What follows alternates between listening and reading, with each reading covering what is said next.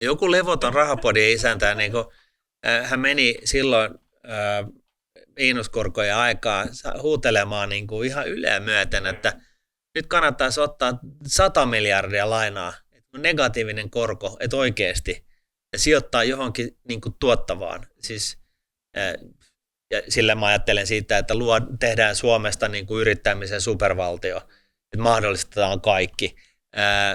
Tosi Marinin hallituksena se olisi sitten vaan nostanut päätösperäisen niin kuin 20 miljardin niin kuin spennauksen niin kuin 80 miljardiin. No niin, tervetuloa vuoteen 2026 paikalla kansanedustaja Martin Paasi. Morjesta. Morjesta. Tää lähti vikkeellä sitten käyntiin. Sä et ole enää tsädän mies. Onko se luovuttanut sen ajan suhteen? Onhan mä tsädän. Mutta et sanonut äsken tsädän mä. Ei, mä omassa vaan, totta kai. Joo. Se on niin kuin, rekisteröity trademark.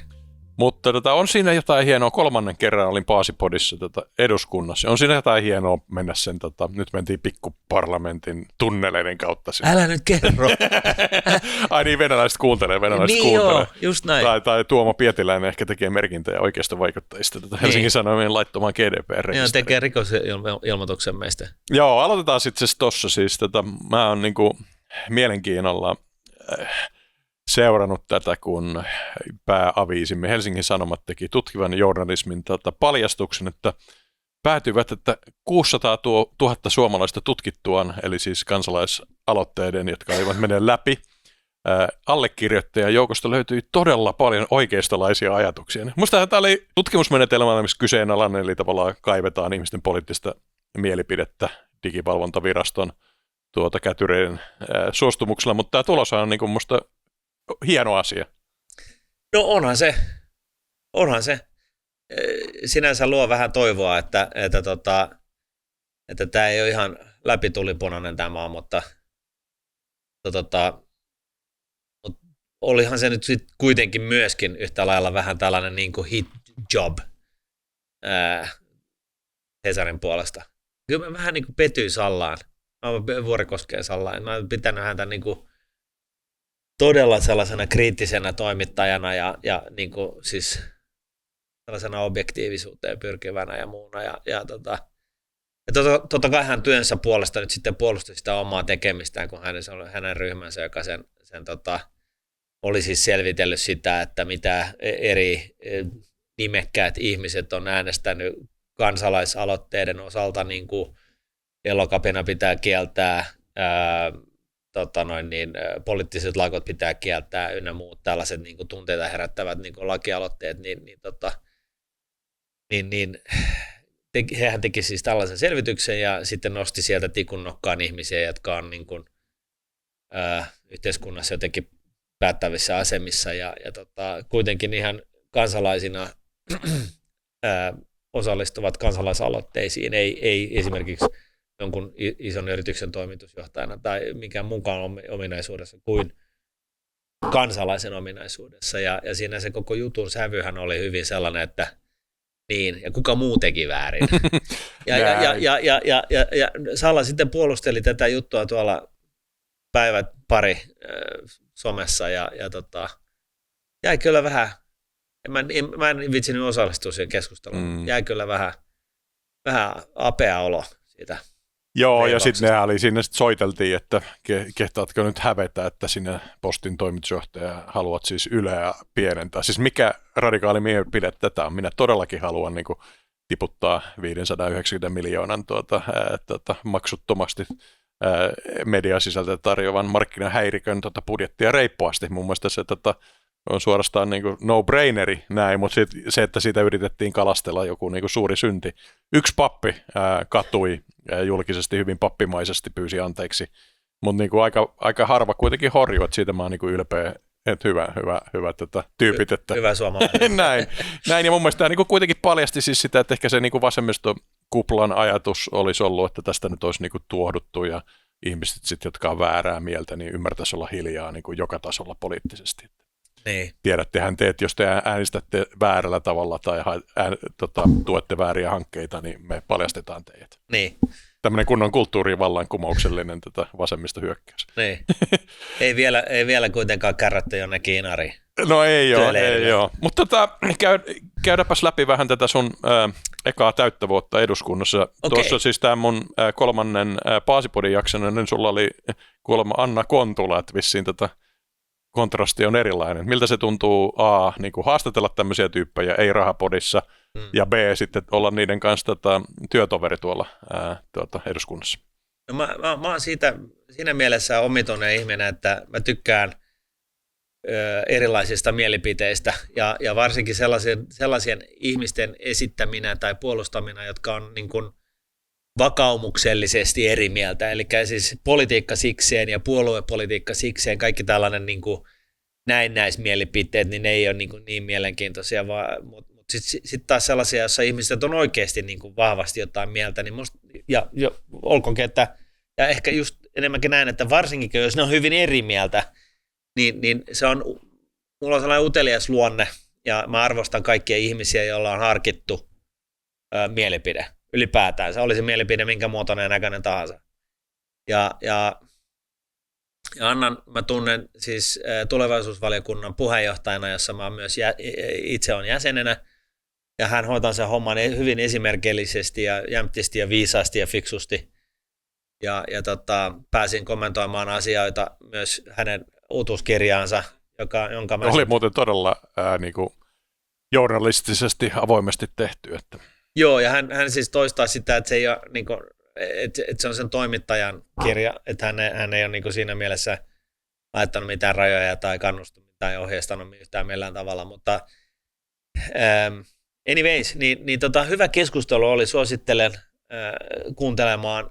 Me jäätiin taas valitettavasti vähän telineisiin, me oltiin just tulossa siihen mehevämpään niin kuin tähän niin kuin kommunisti, markkinaliberalismi niin kuin, kaksijakoisuuteen, siihen keskusteluun. Toivon mukaan päästään siihen uudestaan. Mutta kokonaisuutena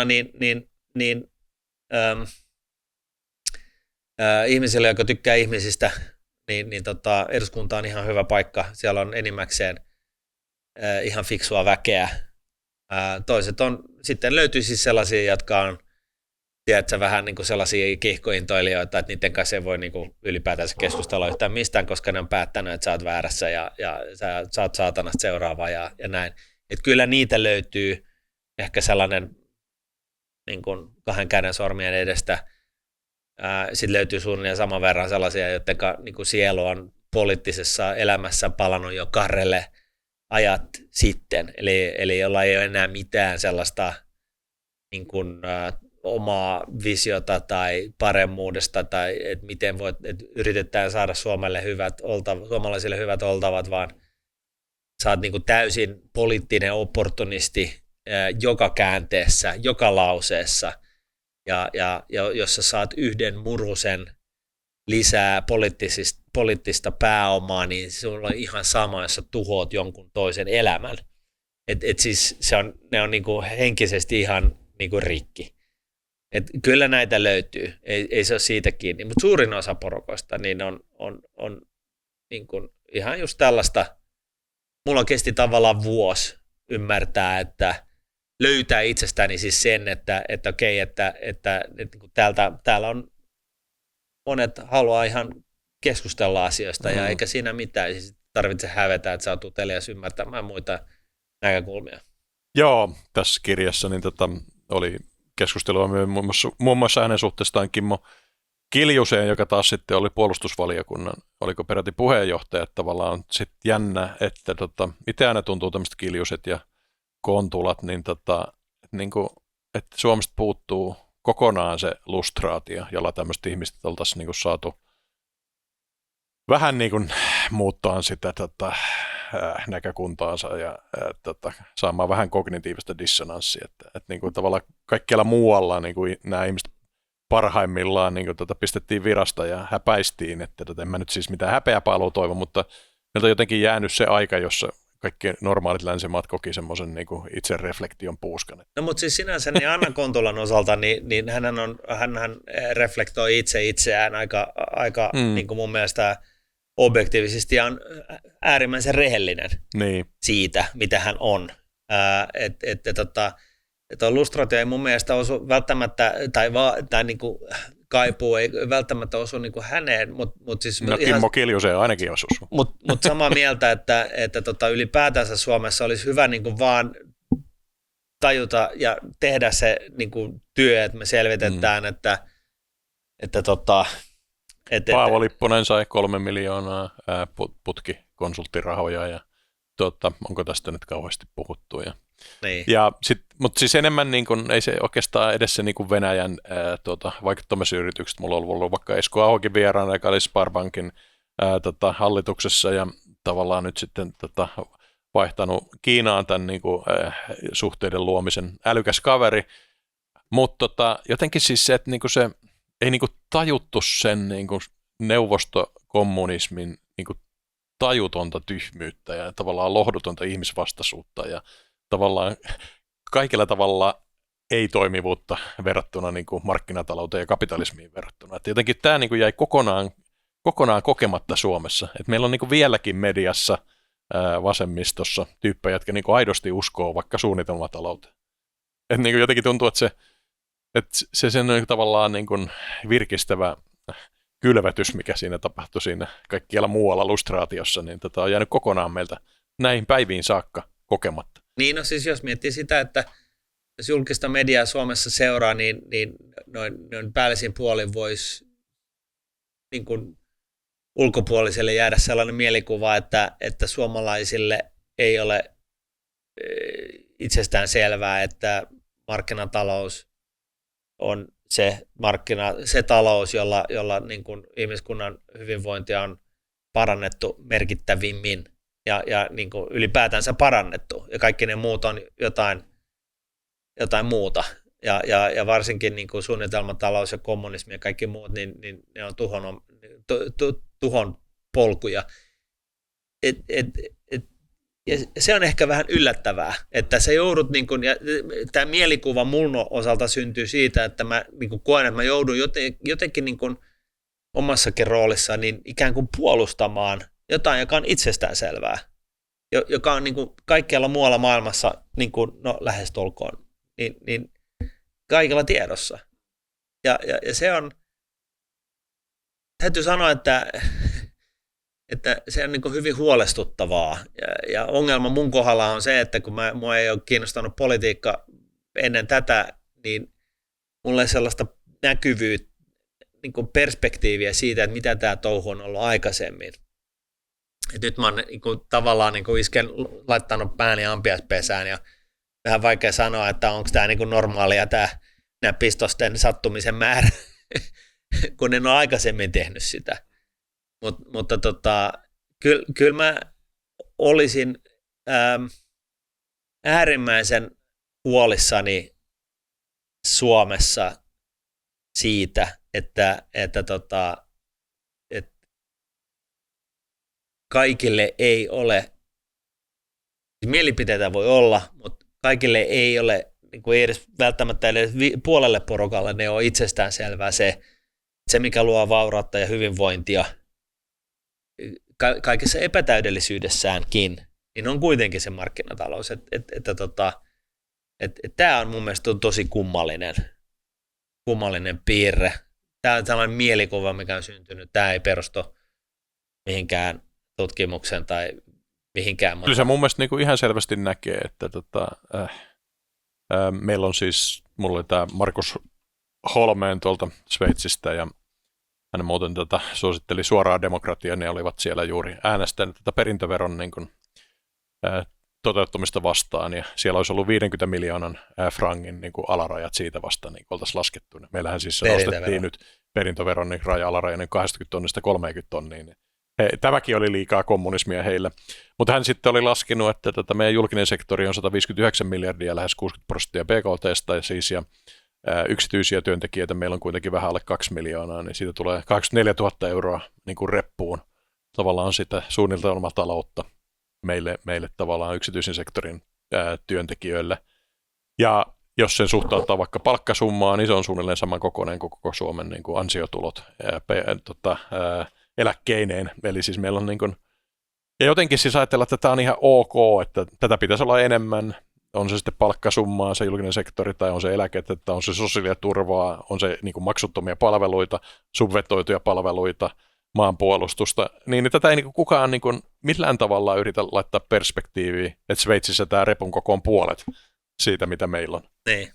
Ja nyt kun sitten meillä on tämä oikeistohallitus, ja se tuli vähän samaa reittiä kuin vaikka puolustusministeri, vanha kollega RBS:ssä muuten Elina Valtonen ja sitten Ville, ulkoministeri ja Minister of War, tällainen niin Trump-tyyli, ja sitten Ville Valkonen tuli kans kesken kauden, eikö se tullut Pekka Toverin, Toverin jalanjälkiä tuohon. Niin se tulit vähän niin kuin ehkä jälkijunaan, niin se missä sitten ehkä nämä alkubileet, jossa tehtiin niin kuin hallitusohjelmaa, että niin kuin, vaikuttaako se sun, niin kuin, onko se saanut kiinni tämän muun porukan tässä? No siis se on niin kuin huono juttu vaikuttavuuden kannalta tulla kesken kauden ihan sen takia, että monesta syystä. Yksi on se, että silloin alussa käydään hyvin intensiiviset keskustelut, neuvottelut käytännössä. Ja silloin sä opit siinä prosessissa, opit sen, että mikä on millekin hallituspuolueelle niin kuin vaikea asia ja mitkä ne argumentit on. Eli sä kylvet, siis sä saat sellaisen pikakelauksen, että okei, tämä on tämä porukka, kenen kanssa tehdään hallitusta ja tässä on nämä kipukohdat ja nämä ei ole kipukohta ja näitä asioita nämä haluaa ja nämä käy meille ja niin poispäin. Se on yksi juttu. Sitten se toinen kerros on siinä se, että mitä on ylipäätänsä päätetty. Koska kun sä oot ollut mukana tekemässä niitä päätöksiä ja synnyttänyt sitä hallitusohjelmaa, niin sun ei tarvitse välttämättä lukea sitä hallitusohjelmaa läpi, niin koska se on, kun sä oot ollut mukana niissä neuvotteluissa, niin tiedät mikä on se niin kuin juttu. Sitten se kolmas on se, että silloin kun siinä hallitusohjelmaa käydään ja näin, niin silloin siellä kaikki niin kuin junailee itselleen jotain niin kuin paikkoja niin kuin omasta porukasta ja muuta ja tällaista. Valiokuntapaikkoja, jotain tällaista. Mähän en ole yhdessäkään niin kuin talousvaliokunnassa, taloutta käsittelevässä valiokunnassa jäsenenä, vaan mä istun kaiken näköisissä muissa, jotka on ihan hienoja valiokuntia myöskin, mutta onhan se selvää, että kun mä sain olla sijaisena valtiovarainvaliokunnassa, niin olihan se sellainen, okei, että nyt mä oon niin kuin omieni tai siis oman aiheeni keskuudessa, nyt on paljon niin kuin annettavaa, mutta kun ei ollut alussa mukana, niin sä et saanut niitä paikkoja ja niitä ei halua kukaan luovuttaa, koska ne on niin kuin tärkeitä ja siellä näköalapaikka ja muuta. Se jää vähän niin kuin näin. Ja kaikki tämä johtaa siihen, että sun täytyy niin kuin keksiä omat keinot, miten vaikuttaa asioihin. Niin, ehkä otetaan muuten näistä valiokunnista tämä musta oli ihan absurdi tapahtuma. Oli tämä niin sanottu nojailugeitti, eli kerros mitä tässä Krista Kiurun ja sun valiokunnan nojailusta tapahtui. Mä muistan, mä katsoin vaan, niin kuin heräsin yksi päivä, että tämmöinen juttu, ja oli pakko itse kirjoittaa se X, että on niin kuin naurettavaa paskaa, että sä et niin kuin kauimpana ihmisestä, joka niin kuin ahdistelee naisia tai nojailemalla niiden päälle pitkänä miehenä, tai niin. Miten se yritettiin niin kuin kehistää, musta oli ihan naurettava. Se ei ollut Krista. Tehdään sellainen juttu selväksi, että Krista tuki mua tässä sotkussa itse asiassa. Se täytyy hänen kunniakseen laittaa. Siis kyse oli siitä, että me oltiin istuttu 17 tuntia putkeen, siis 17 tuntia. Poltettu no se oli kyllä Kristan syy, eikö ollut? No se oli. Poltettu yksi päivä ja puoli yötä niin kuin siihen, että jaaritellaan asioista. Sitä kutsutaan tällaisesta filibusteringiksi, eli se on sellainen tarkoituksellista kiusaa käytännössä, mitä oppositio voi harrastaa. Ja mulla oli muita valiokuntahommia ja muuta tällaista, ja kaikki nämä hommat niin kuin jäi niin kuin telineisiin, ja kaikki ne asiat, joita mä olin ihan uusi, niin mulla oli muutenkin stressi niin kuin aika tapissa, mutta että sillä tavalla, että mä yritin sitten siellä vaihtopenkillä valiokunnassa niin kuin tehdä asioita samalla, kun mä olin siellä väijyssä, että marssiiko, estämässä sitä, että oppositio voi marssia niin sanotusti ulos kameroiden eteen ja sanoa, että me ei voida jatkaa tätä keskustelua, blaati blaa, koska jos meillä on täydet rivit, niin pystytään jatkaa sitä kokousta ja tehdä sitten, niin kun, jos oppositio lähtee ulos, niin mehän tehdään niin kuin loputtomasti päätöksiä niin kuin lyhyessä ajassa. Eli se on tällaista valiokuntakikkailua tämä koko juttu, mikä siellä STV:ssä oli. Ja mä olin statistina siinä varajäsenenä pitämässä niin kuin hallituspuolueen niin kuin rivit täynnä. Ja sitten se oli taas nyt sitten tällainen päivä, että oltiin istuttu 17 tuntia. Ja sitten mä ajattelin, että tämä nyt on uusi laji, mutta jos mä olisin hallituksessa, jonkun yrityksen hallituksessa, niin mä pitäisin sellaisen voimakas tahtoisen mielipiteitä rehellisesti, avoimesti avaavan puheen. Että tämä on niinku perseestä. Että mitä väliä, niinku, mitä väliä sillä on, että me nyt keskustellaan, tai oppositio keskustelee tästä asiasta, koska hallituspuolueelaiset on jo sanonut, että tämä ei tule lentämään, eli me vaan poltetaan aikaa ja näin. Ja se oli ihan siis samaa tasoa kuin missä tahansa hallitustyössä, oli sitten yrityksen hallitus tai Suomen ekonomian hallituksessa tai missä ikinä. Et siinä ei ollut niinku omasta mielestäni niinku mitään kovin kummallista, mutta politiikassa niin harrastetaan tällaista teatteria. Siinä sitten nämä tietyt oppositiopuolueiden edustajat niin pöyristyivät ja ei ole koskaan ja niin kuin käytti tällaista superlatiivia ja näin, mutta se oli niin kuin ihan niin kuin normi sellainen, että hei nyt oikeasti, nyt lopetetaan tämä niin kuin jaaritteleminen, että nyt on päätöksiä pöytään, että eihän silloin nyt, niin kuin, me kaikki tiedetään mikä tämä peli on. Se oli tämän tyyppinen juttu. Ja sitten vähän ajan kuluttua mä siirryn taas vaihtopenkille. Tuli varsinainen jäsen sinne STV:hen. Ja sitten tämä yksi poliitikko siellä, kun ne kävi jotain keskustelua asioista, niin hän taas niin kuin, pöyristyi. Ja hän sanoi, että minä en voi hyväksyä tällaista ja jotain bla. Ja sitten mä sanoin, että tokaisin sieltä vaihtopenkiltä, että mutta kun sä oot oppositiossa, niinku, ja se oli kaikki mitä mä sanoin, mutta niinku suluissa, että totta kai jos on hyviä juttuja, niin otetaan kyytiin, mutta kun tämä hallituspuolelaiset sanoo, että nämä ei nyt lennä, niin mitä väliä mitä sä oot mieltä ja mitä sulle käy? Tai niinku, että mikä sulle ei käy tai käy, koska sä oot oppositiossa. Niin, ja se oli ilmiselvää, että se oli filibusterointi. Mun mielestä pitäisi olla kaikille ilmiselvää, että se konteksti oli filibusterointi. No juuri näin. Ja siis myöskin toisinpäin, että jos mä oon oppositiossa seuraavan kauden, jos mä ylipäätänsä pääsen jatkolle ja näin, niin minäkin ymmärrän tämän asian. Että silloin niin kuin, mä ehdotan, että hei, voitaisiko ajatella näin, sitten hallituspuolet sanoo ei.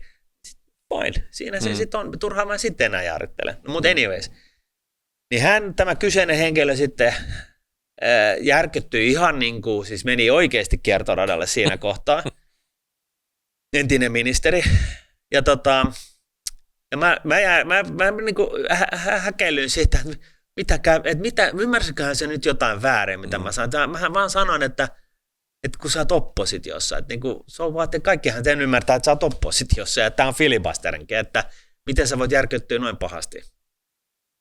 Ja sitten kun tuli tauko, niin mä en huomannut, että kaikki hallituspuolueelaiset lähti ulos.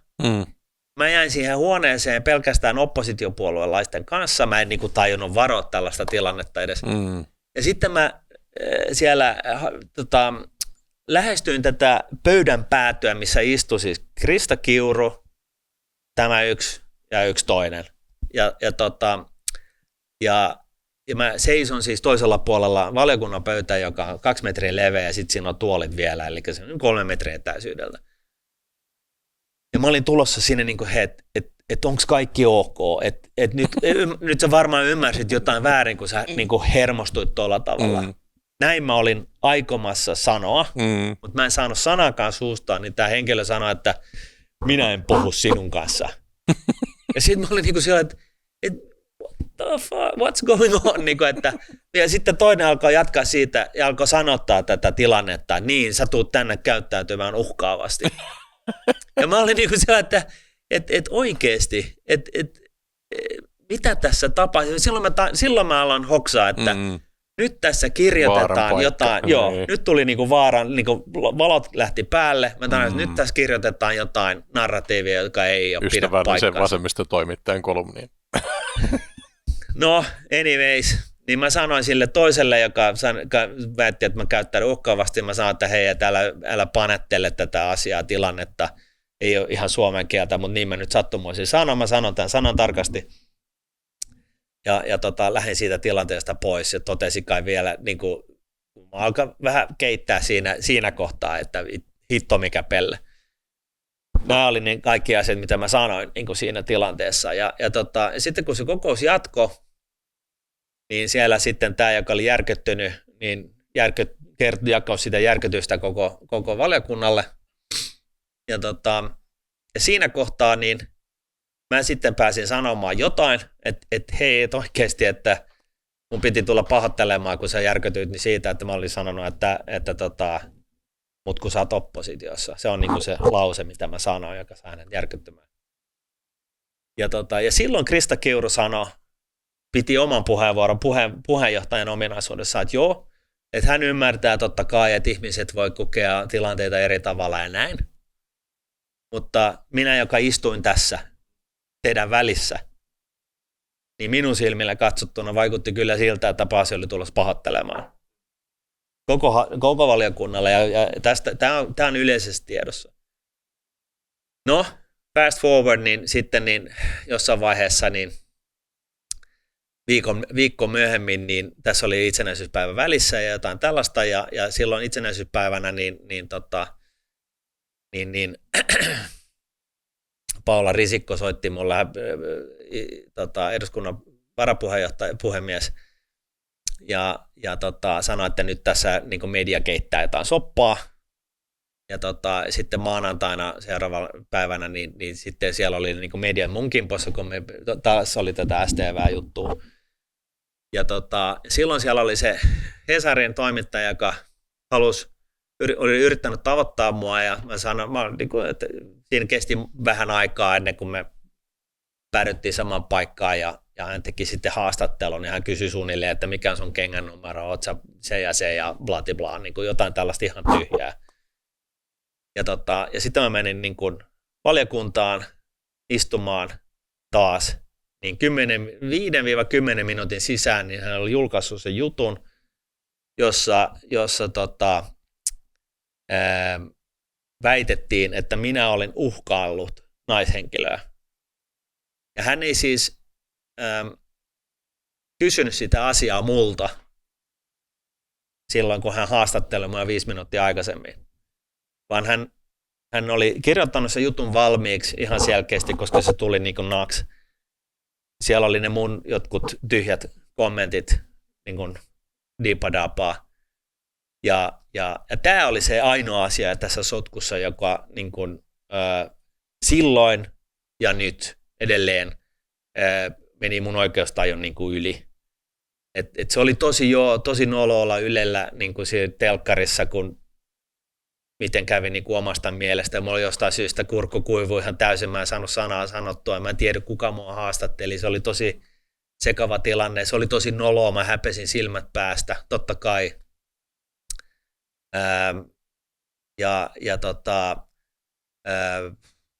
Olisinko pystynyt elämään ilman sitä myrskyä? No ehkä. Toisaalta se oli tosi opettavainen, että en mä niin kuin, jos ihan rehellisiä ollaan, niin mä en vaihtaisi päivääkään pois. Mutta siinä oli tämä niin kuin tekaistu väite, leimakirves, johon osallistui Helsingin Sanomat, ja joka ei korjannut sitä missään vaiheessa, vaikka mä niin kuin tein kaiken sen eteen, että mä saisin sen korjattua. Sitä artikkelia on korjattu 8 kertaa, mutta ei siltä osin. Tämä oli se juttu, ja ehkä siis palatakseni tähän, että miksi tämä oli niin hyvä kokemus, niin oli se, että mä niin kuin, mitä mä olin 5 kuukautta vanha poliitikko siinä vaiheessa, 4 ehkä, niin mä näin, niin kuin opin paljon asioita laakista. Ensinnäkin, että kokoomuksen modus operandi on se, että heitetään bussin alle. Eli ne haluaa, jos joku niin sanotusti mokaa ne haluaa leikata sen kansanedustajan irti siitä, tai itsensä irti, kokoomuksen puolueen irti siitä skandaalista. Eli se on niin kuin se niin tehdään. Eli annetaan julkilausuma, että joo, käyttäytynyt huonosti, me ollaan keskusteltu vakavasti, me ollaan sanottu, että tämä on tosi, tosi tyhmää, ja puolue, jota niin kuin, ei ole osallisena tässä hommassa, ja Paasi katuu, tai tämä henkilö katuu, ja on tosi katuvainen, ja se on tosi tyhmä, ja näin ei tule tapahtua enää koskaan, mutta kokoomukseen tämä ei liity millään tavalla. Ja tämä vaikka me oltiin käyty ihan niin kuin hyvä keskenäinen keskustelu silloisen ryhmyrin kanssa. Sitten yhtä lailla niin kuin oma ryhmä,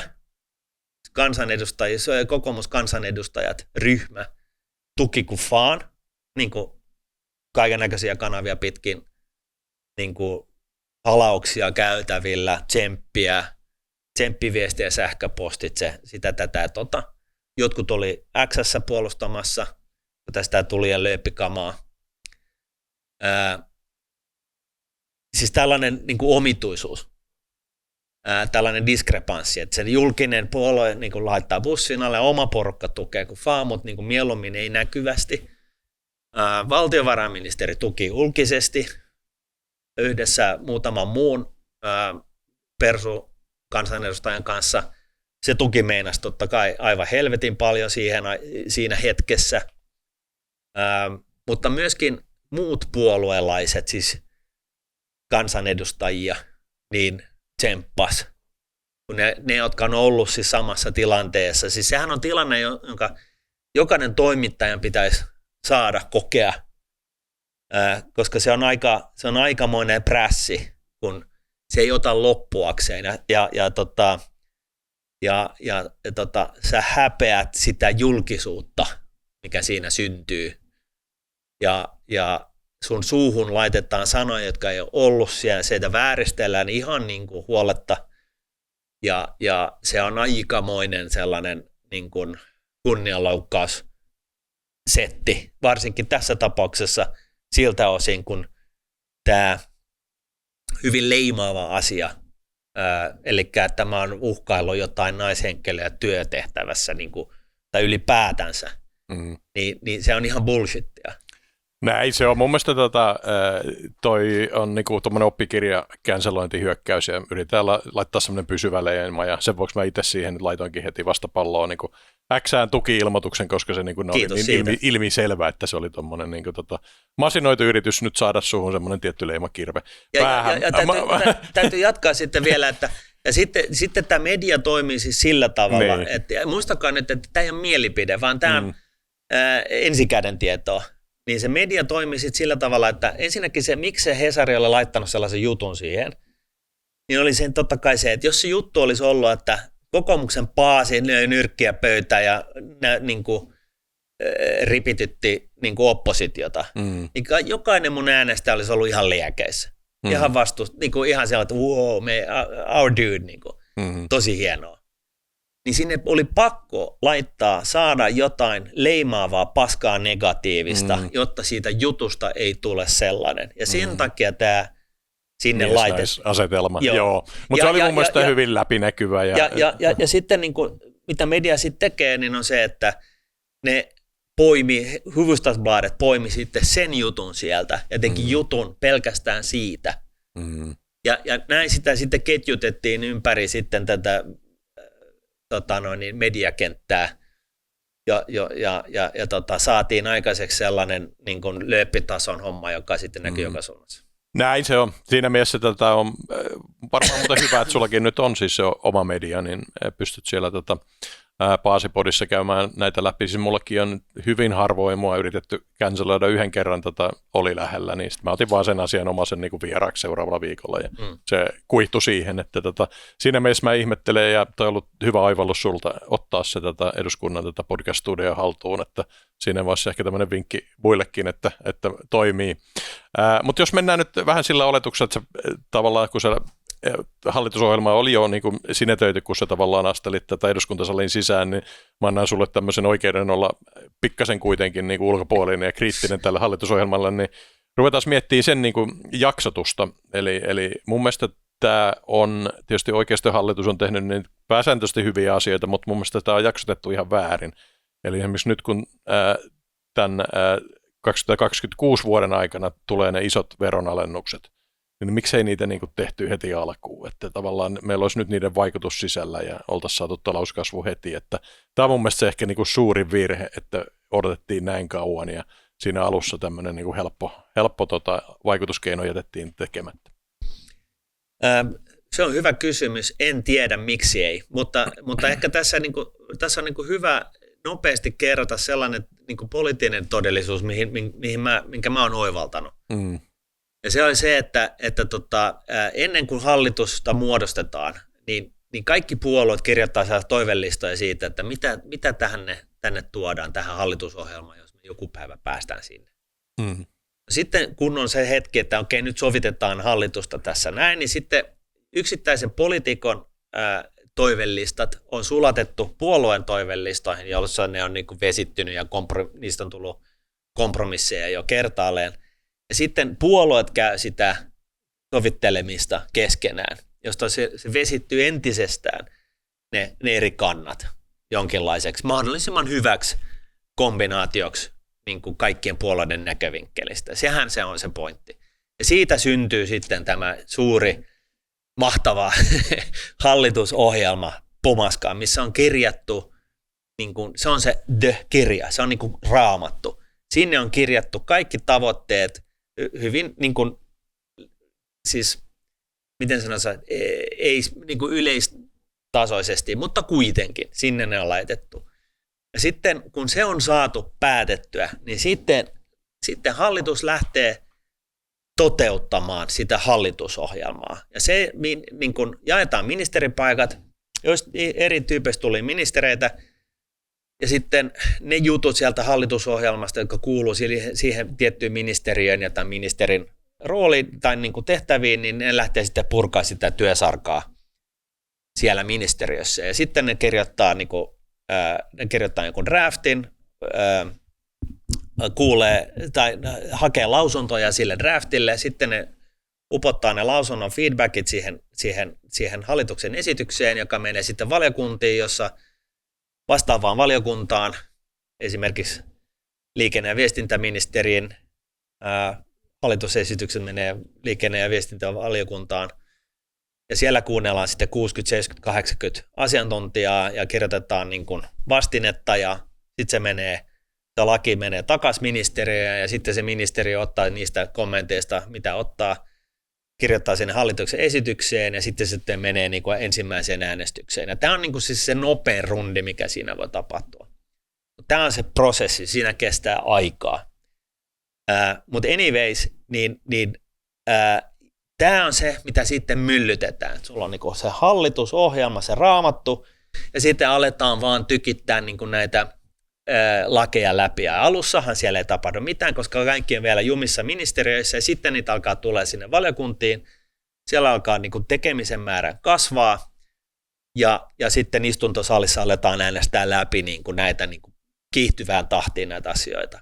Ja se ainoa, mitä tässä tehdään, on siis se, että toteutetaan hallitusohjelmaa.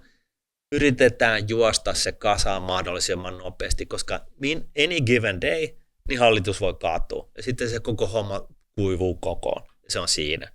Se on game over.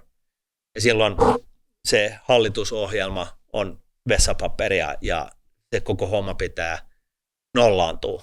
Ja siis periaatteessa sellaiset asiat, jotka on putkessa, niin menee mahdollisesti vielä läpi. Mutta lähtökohtaisesti ei. Ja tämä on niin kuin se asetelma. Ja sen takia mä todennutkin, että politiikka, se tarkoittaa siis demokratia. Siis tarkoittaa sitä, että jos sulla on persut, kokoomukset, KD:t ja RKP:t keskenään ollaan esimerkiksi samaa mieltä siitä, että piru vieköön, leikataanpa yritystukia puoleen. Nyt jumalauta, nyt näytetään kaapin paikkaa, nyt tehdään niin kuin irtiotto niin kuin näistä saamattomista aikaisemmista hallituksista. Kaikki on yksimielisiä. Okei, fine, tehdään näin. En sano, että näin on tehty, mutta siis esimerkkinä. Mutta sitten kun aletaan katsoa rivitasolla asioita, niin sitten yksi asia käy toiselle, toinen ei toiselle. Yksi leikkauksia ei sovi RKP:lle, toinen ei KD:lle, kolmas ei kokoomukselle, neljäs ei persuille. Ja sitten tämä 50% leikkaustavoite niin kuihtuu siis käytännössä johonkin niin kuin kokoon, johonkin naurettavan pieneen määrään. Ja näin on kaikki siis demokratia on tätä. Ja se tarkoittaa siis sitä, että vaikka hallituspuoleen, tai siis pääministeripuolue, sillä on selkeät tavoitteet, se haluaa tiettyjä asioita, niin se ei ole edelleenkään yksinvaltias. Tämä sattuu, tämä fakta, tämä tosiasia, niin se sattuu ihan jokaiseen, joka tuolla, paitsi niin kuin ne, jotka on kokeneita poliitikkoja, koska niillä ei ole ollut sellaista oletusarvoakaan. Mutta välillä tuntuu, että nämä ammattipoliitikot ei edes ymmärrä sitä meidänkään, niin kuin, että kokoomuksenkin äänestäjät, niin tavallaan oletti, että jos me sanotaan, että nyt lopetetaan velaksi eläminen, niin se itse asiassa tarkoittaa sitä, että nyt tällä hallituskaudella leikataan niin paljon, että se loppuu. Siis niin kuin, ja toivottavasti me saataisiin se vielä loppumaan, ja näin, mutta tässä taitaa aika vähän loppua kesken. Ja tähän täytyy nyt, mun täytyy sanoa tähän niin kuin vielä sellainen puolustukseksi, että sitten kuitenkin, että kun hallitus, tämä istuva Orpon hallitus lähdettiin kasaamaan, niin ensin istuttiin 4-5 viikkoa kuuntelemassa asiantuntijoita. Että saatiin siis tilannekuva sama kaikille. Ja sitten päätettiin, että tehdään sellaisia toimenpiteitä, mitä nämä asiantuntijat haluavat. Tehdään kaikki. Sopeutetaan tarpeeksi. Ja jos ei sopeutukset riitä, niin sopeutetaan lisää. Ja pystytetään kasvutyöryhmä. Ja piru vieköön, laitetaan kaikki. Ja sitten kun se kasvutyöryhmä pystytettiin ja sieltä tuli jotain ulos, niin oltiin myös kun pyydetty niin toimenpiteitä lobbausjärjestöiltä ja kansalaisilta ja kaikilta mahdollisilta.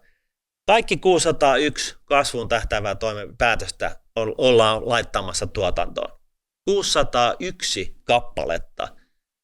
Se kestää 2 tuntia 45 minuuttia lukea ne jokainen läpi. Paasipodi, muistaakseni jakso 25, mä luin nämä kasvupäätökset, 601 kappaletta läpi.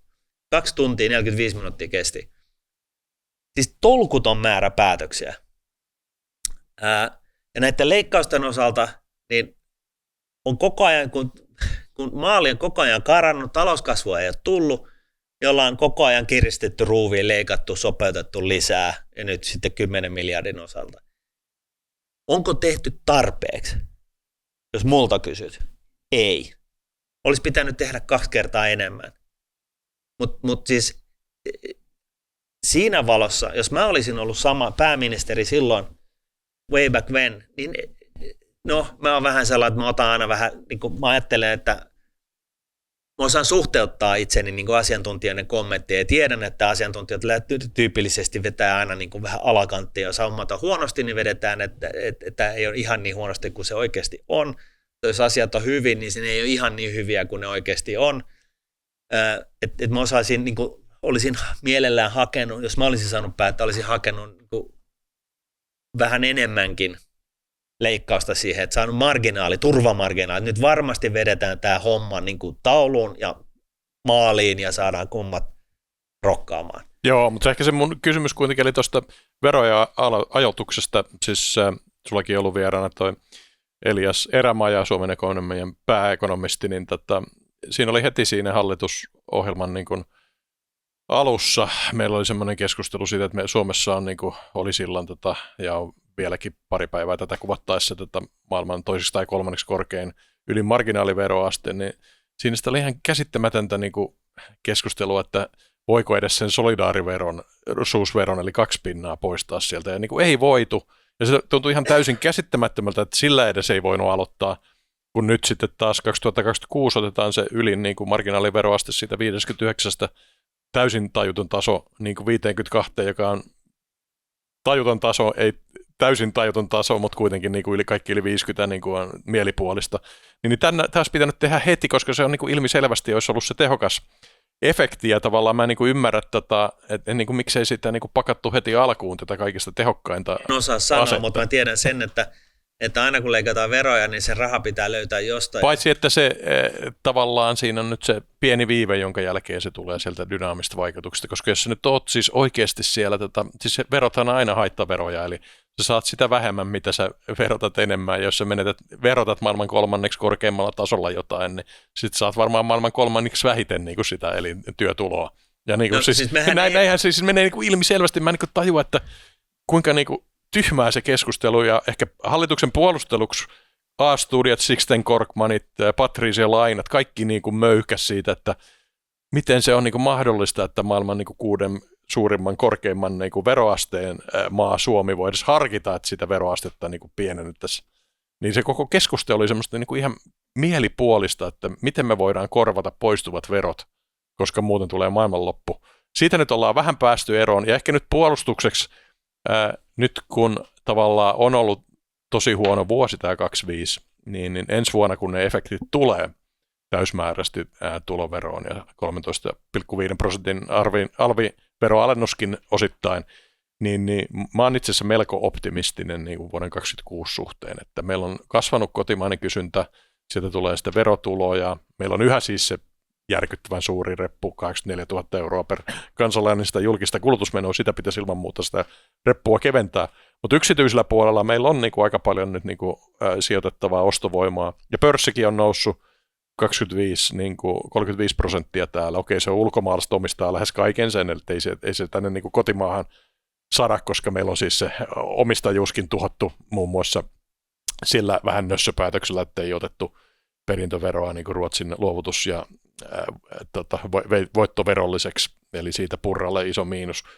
Mutta nyt mistä tuntuu, että niin, no siis se on, no Ruotsi, laitetaanpa tähän klassikkokuvia, laitoin sen huvikseen linkkarissa, koska yksi toinen tuttu sitä just kritisoi tätä vuodesta 2024 varallisuuden kehitys Suomi. Ollaan noustu siitä jostain 75 tonnista tuohon 150 000 euroon. Ruotsi noin 80 000 eurosta on noussut 300 000 per aikuinen tämän perintöveron niin luovutusvoittoverokäsittelyn jälkeen. Eli siis todellakin sitä varallisuutta on tullut niin paljon enemmän Ruotsiin, tuplautunut meihin verrattuna, että siitä omaisuudesta tehtyjä myyntiä luovutusvoittovero on niin kuin moninkertaisesti olisi enemmän kuin se meidän patettinen 1,2 miljardia, mikä meille tulee täällä Suomessa. Sieltä ne rahat tulisivat. Mehän ei olla eri mieltä siis tästä asiasta, niin. Ei tietenkään. No joo, mutta siis nämä on kaksi isoa miinusta oikeistohallitukseen. Verot 2 vuotta liian myöhään tai 1,5 vuotta liian myöhään, ja sitten toi perintövero mahdollisuus niin kuin lykättiin niin kuin mahdollisesti sinipunan jälkeiseen aikaan, eli 6 vuoden päähän. Marginaaliveron alennuksestakin on tullut niin kuin kilometritolkulla huutoon. Joo, mutta se on sitä samanlaista Krista Kiurun nojailupuhelua, mitä sieltä mielipuolista lehdistöstä vaan tulee. Ja siinä on just se sama asia, että dynaamiset vaikutukset on ihan ilmiselviä, ja siitä ei pitäisi niin kuin olla kahta sanaa. Mut, siis mietin nyt, totta kai, varsinkin oikeistohallitus, kyllähän se mielellään leikkaisi ansiotulot johonkin 25, niin kuin ulkomaalaisille muuten tulee, eli expataille tulee. Eli kyllä, kaikki Suomeen tulevat asiantuntijat ja expatit, siis palaavat suomalaiset, niin 25% lähdevero seuraavaksi 7 vuodeksi. Mutta anyways, niin se pointti taas tähän, että totta kai kaikki, siis tämä istuva hallitus, totta kai se olisi leikannut verot, kaikki näköiset turhat verot ja alvit ja systeemit maanrakoon. Jos ei tarvitsisi miettiä sitä, että se alijäämä ei voi, sitä pitäisi samalla pienentää.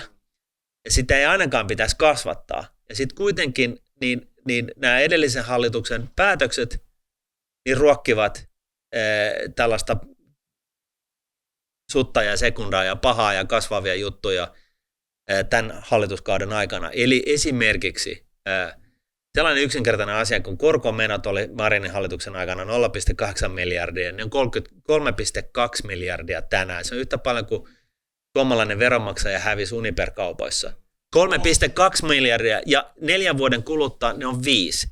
Siis mieti. Siis... Plus pakko sanoa Rahapodi-jaksossa Alexa Hörlinin kanssa käsittelemään, että korkosuojauksen poistamisen, johdannaisen vakuusposition korvaamisen velan tuomat kustannukset. Eli siis siellä joku jauhopää päätti ottaa Marinin hallituksen aikana siellä valtiokonttorissa pois tämän tai niin kuin jatkaa tällä flotarikorolla rahoittamista kuolisi. Eli konkreettisesti kyse oli siitä, että oli ihan konkreettisesti oli olemassa. Valtio on laskenut liikenteeseen lainan, joka tuotti Suomelle 50 miljoonaa euroa vuodessa. Se oli varma tulo, koska se oli kun se on diskonttopaperia näin, niin se tiedetään, että tämä on tämä juttu. 50 miljoonaa maksetaan Suomelle siitä, että se otti sen lainan. Suomi ei maksa, vaan Suomi saa 50 miljoonaa. Se on sama, kun menisit ottaa itsellesi miljoonaa asuntolainaa ja sulle maksetaan siitä 50 tonnia vuodessa, siitä, että sä otit sen lainan. Tällainen tilanne oli. Ja sitten oli ollut viimeisen 15-17 vuotta joku strategia siitä, joka oli palvellut siis hyvin siihen pisteen, kun korot tullut alas, niin oli palvellut hyvin, eli muutetaan se kiinteä korko, muuttuva korko siis lyhyeksi koroksi, swap-sopimuksella. Ja jotenkin niin ei ollut valot mennyt päälle siinä vaiheessa, kun ne oli negatiiviset korot, että hetkinen, pitäisiköhän tätä meidän korkostrategiaa miettiä uudestaan. Ja sen takia mentiin vanhoilla höyryillä ja swapattiin toi, ja sattumoisin kävi vielä niin epäonnisesti, että korot lähti niin kuin katosta roketoimaan läpi heti muutama kuukausi sen jälkeen käytännössä. Että se oli sellainen niin kuin unbelievable clusterfuck. Niin, ja siis siinä otettiin sitä pitkää päätä, muutettiin lyhyeksi, kun tämä yield curve on niin kuin nouseva, niin on sinänsä. Kyllä. Mullakin on asuntolainassa 1 kuukauden Euriboria ollut tyytyväinen jopa silloin näinä nousuaikoina, koska se on ollut yliajan ollut matalampi. Mutta sitten tässä on vielä paljastunut se, että kun sä swappaat sinne, niin kun se on lähtenyt nouseen sieltä niin kuin negatiivisesta se käyrä, niin sun pitää laittaa sinne vakuusmassaa sinne niin kuin tappialla olevaan johdannaiseen, ja sun pitää rahoittaa sekin. Eli nyt niitä niin kuin menneisyyden syntejä, ja nämä niin kuin valtiokonttorin tyypit niin kuin käy vieläkin jossain niin kuin vaikka puheenaiheessa kiinnitin huomioita, että ne puhuu siitä, että historiallisesti tämä on tuottanut 8 miljardia. Mutta sitten siinä niin kuin tätä niin kuin sörssittyä menetystä ei lasketa, eikä siis sitä johdannaisen niin kuin vakausposition niin kuin rahoittamisen kustannusta. Että niin kuin aina kun haastatte sitä valtiokonttoria, niin kysykää nyt sitten, että onko nämä nyt huomioitu tähän niin kuin rahoituskustannusuuteen, että älkää nyt puhuko siitä niin kuin menneisyyden korkosäästöstä, vaan tämän kokonaisposition niin kuin paskuudesta. Ja nyt meillä on siis housussa kasvava valtiovelka, jonka korot kasvaa, ja jota niin kuin, sitten tavallaan riskienhallinta voi pettää, ja sitten meidän vielä luottoluokitus on, koko rahoitusvarmuus on niin kuin 98% ulkomaalaisten niin kuin bondihaltijan varalla, eli tätä valtiokonttoria ei ole sitäkään vähän edes tehnyt, että niin kuin miettinyt, miten kotimaasta voitaisiin niin kuin edes osaa tätä valtionvelkaa rahoittaa, toisin kuin kaikki muut maailman maat, jotka niin kuin vaikka Italiat ja muut, jotka on niin kuin kriisimaiden joukossa, niin ne on iät ajat niin kuin yrittänyt pääomahuoltoa ja niin kuin suunnata myös kotimaahan. Joku levoton rahapodin isäntä, niin kuin, hän meni silloin miinuskorkojen aikaa huutelemaan niin kuin ihan yleä myöten, että nyt kannattaisi ottaa 100 miljardia lainaa, negatiivinen korko, että oikeasti, ja sijoittaa johonkin niin kuin tuottavaan. Siis, ja sillä mä ajattelen siitä, että tehdään Suomesta niin kuin yrittämisen supervaltio, että mahdollistetaan kaikki. Tosi Marinin hallituksena se olisi sitten vaan nostanut päätösperäisen niin kuin 20 miljardin niin kuin spennauksen niin kuin 80 miljardiin. Totta kai, väärillä päätöksillä saadaan väärää niin, ja sitä olisi vaan kutsuttu tulevaisuusinvestoinniksi, niin, kun jaetaan tulonsiirtoja vasemmisto ystäville. Do stupid things, win stupid prices. Mutta Joo, mutta siinä on se siis oikea analyysi, että kiinteä korkolukitus isolla pääomalla. Itävaltahan teki näin. Näin, joo. Ja ne siis otti 100 vuoden kiinteäkorkoisen lainan, jonka ne maksoi 2 vuodessa takaisin. Muistaakseni 40 senttiä eurosta, eli ne nosti sen euron ja sitten ne maksoi sen koko höskän veksi niin kuin Näin se on, koska siis tätä just tämä valtiokonttori, niin kuin meillä on sitten siis se tappiollinen swappipositio, jota pitää pääomittaa, kun taas Itävalta pystyy niin ostamaan markkinoilta alemmalla hinnalla sellainen takaisin. Että, siis jotenkin niin kuin, on meilläkin niin kuin surkeat taloustoimittajat tässä näin. Mutta nyt ehkä palataan tähän sun niin kuin kokoomus hallituspaikkapositioon. Okei, sä oot rivikansanedustaja. Mutta nyt alkaa loppusuora, eli meillä tosiaan toivottavasti tulee tämä pörssin diskonttaama toipumisvuosi, jossa nämä niin kuin, veronalennukset ja osittaiset kulasäästöt niin kuin alkaa niin kuin nostaa kansantalouden niin kuin, insentiivejä toipua. Rakentaminen on niin kuin, nuijittu ihan maan tasoon, että siellä tuntuisi, että siellä olisi niin kuin mahdollisuuksia nousta. Toivottavasti. Kotimainen kysyntä on vähän peloteltukin kuin alas, että periaatteessa voisi hyvin tehdä, niin kuin me tässä tätä ennen niin kuin lounaalla, niin otettiin oikein ihan dieettipepsit tässä, että pientä semmoista arjen luksusta kulutukseen. Mutta vähän jää kuitenkin kismittää, että ei tässä kuitenkaan ole niin kuin Javier Mileitä tehty, että se kulupuoli, se 159 miljardia julkista kulutuseuroa, niin on yhä siellä.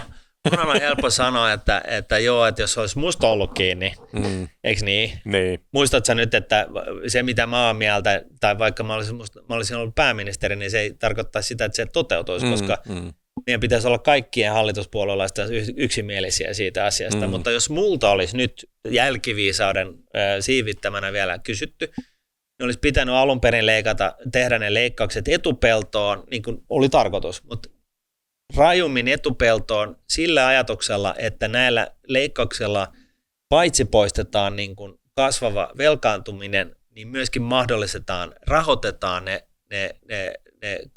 veronlaskut. Eli leikataan niin paljon, että me pystytään laskemaan veroja. Eli me leikkausten kautta poistetaan, ensin leikataan niin paljon, että se velkaantuminen loppuu ja sitten vielä lisää, että me saadaan veroja alennettua.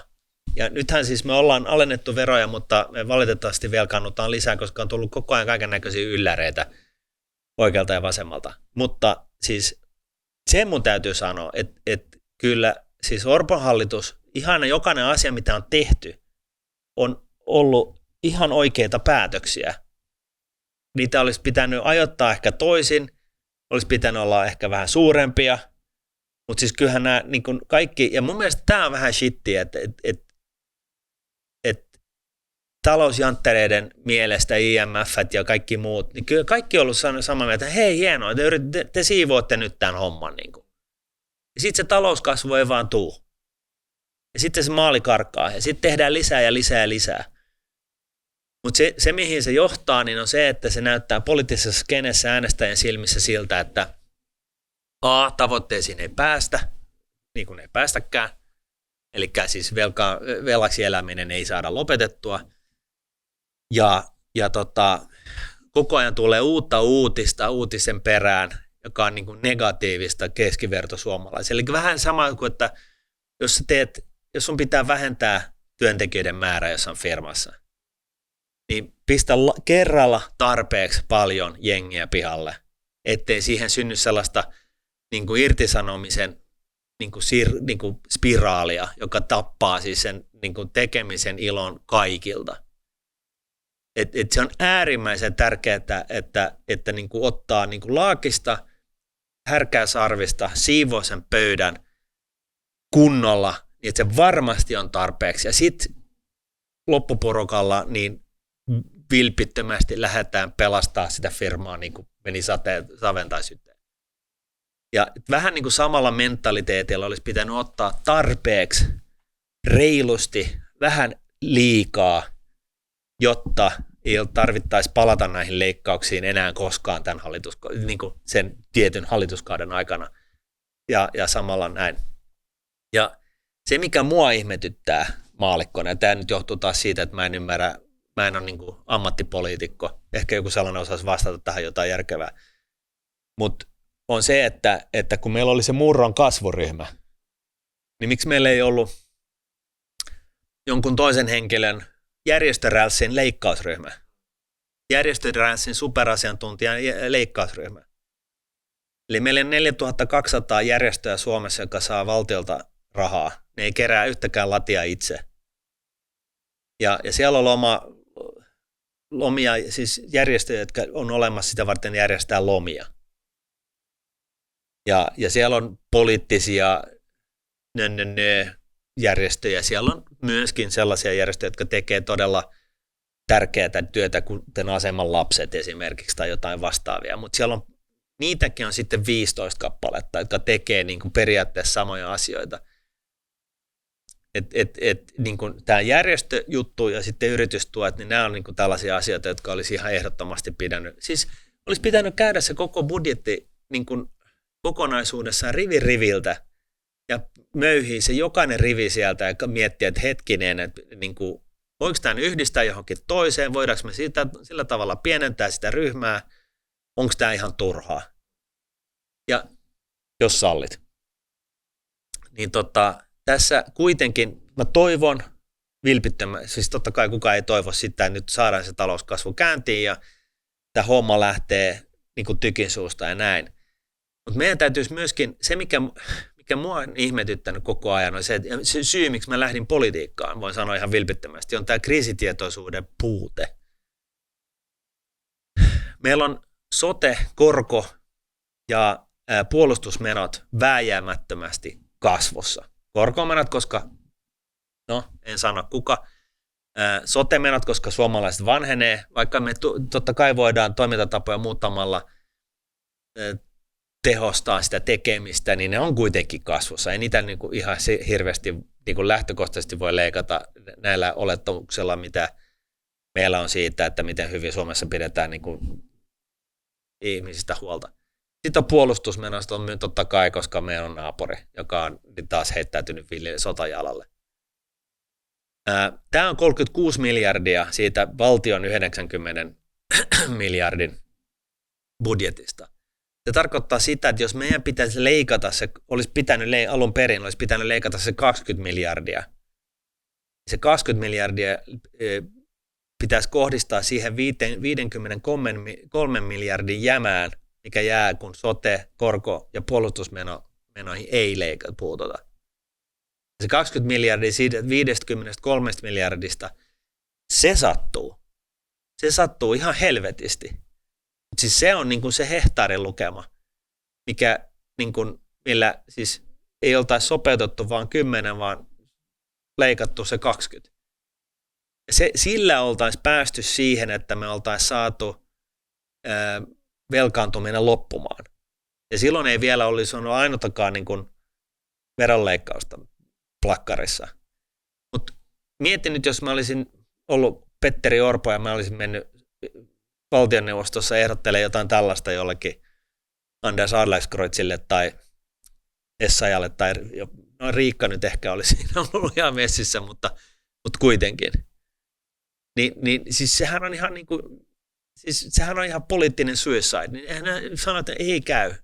Oot sä niin kuin ottanut vääriä lääkkeitä aamupalaksi. Ei vaan millään olisi toteutunut. Mutta se olisi se, mikä olisi pitänyt tehdä. Miksi?